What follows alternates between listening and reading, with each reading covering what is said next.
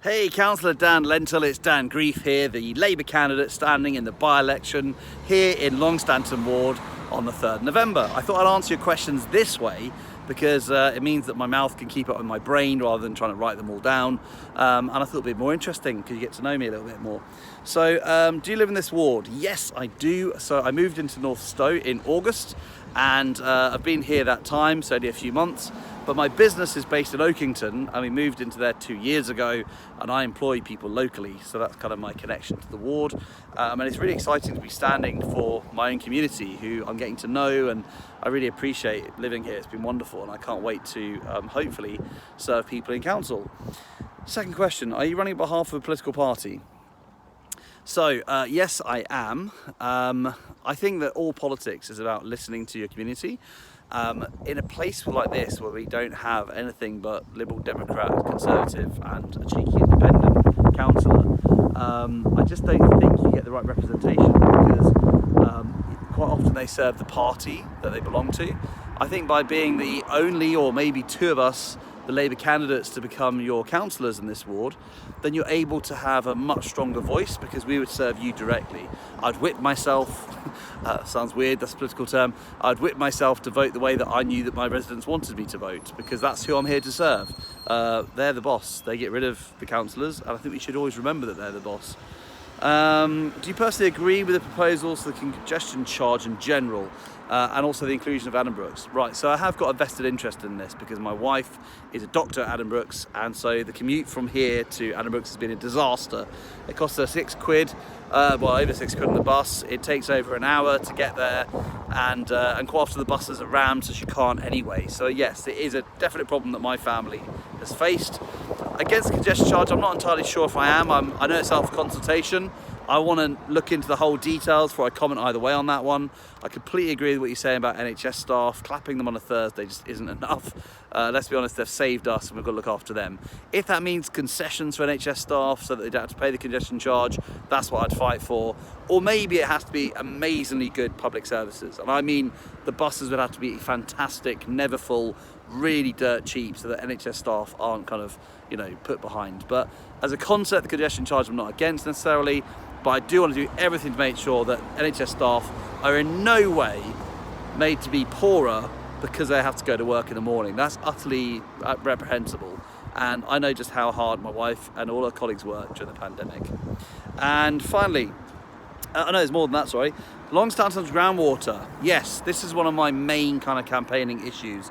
So, under the coalition government, the Sustainable Homes Codes were completely scrapped in 2015, I think it's April 2015, which meant that buildings like in Eddington, for instance, which had the codes put in place, meant the buildings were completely water neutral.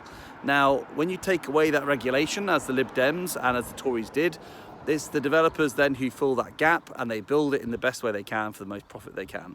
I don't think that's morally acceptable, but I can see why that's happened. It's disgraceful though, because it's meant that there's not enough water. After the dewatering that happened when the building started, there's been no, the aquifers have been too low ever since, and not enough water's going back into the ground. That regulation has to change at government, and that's why I want to change the government. Locally though, I want to work as best I can with Cambridge City Council and also the council here, so that we can do all we can to make sure developers don't push beyond what we think is acceptable, which is Code 5 in those regulations. They're not there anymore, but we have to try and maintain them because central government has let us down so badly. So tricky issue, but it's one that I want to hear from people in Longstanton about their experiences as well as here in North Stowe, because it's an absolute disgrace that we think that growth is acceptable at the expense of the environment. That should never be the case. Okay, next one. How would you help the local, South Cambs District Council deliver shop services and amenities? This is another really important point, right? So, that's one thing you notice when you move here. I think we can all relate to this as North Stowe residents. There's just not much. I'm being charitable. There's nothing here in terms of services, and that is a massive issue because we know that a community is not houses. A community is the people. Living, breathing communities are alive and active, and you want to give them places to meet and socialise and spend money and build the local economy. I'm a local businessman. I know this all too well. So that's one of my main priorities, is to make sure we get the amenities here to fight for the community centre, which I know has been a bit of a mess, shall we say, if I'm being polite, the last few weeks and months, to get the community centre here. And also, this makes me sick. I'm fed up, utterly fed up, of hearing that councils are being toothless and not getting the correct amount of money from the Section 106 money that should be then given by the developers. They of course promise the world before they build, and then they deliver very little afterwards, and it makes me really annoyed. I've seen this in Camborne, I've seen this in parts of Cambridge the last 10 years of living in this area. It happens all too often, and then we the taxpayer have to step in and put the money where the Section 106 isn't. I think that's disgraceful, and I will be fighting very hard to make sure we get that Section 106 money that we are owed. Okay, I'm getting passionate now, Dan. The new PM and Chancellor, are they doing a good job for the country? Well, I don't think the Conservative MPs think they're doing a good job, or the Cabinet for that matter. They are a combo of kind of ineptitude and hubris. So they decided not to go to their cabinet, not to go to the OBR, to bring out their budget. It was a budget, let's drop the mini part from it. It was a budget which is ill prepared, based on strong ideology, and they're now paying the cost. No, we're paying the cost for that stupidity. Then after that, of course, they're doing a Trumpian style enemies of growth nonsense. So I guess as a business owner employing people, I'm an enemy of growth. I guess that my wife is a doctor in Addenbrooke's, as an oncologist, she's an enemy of growth because we disagree with their plan.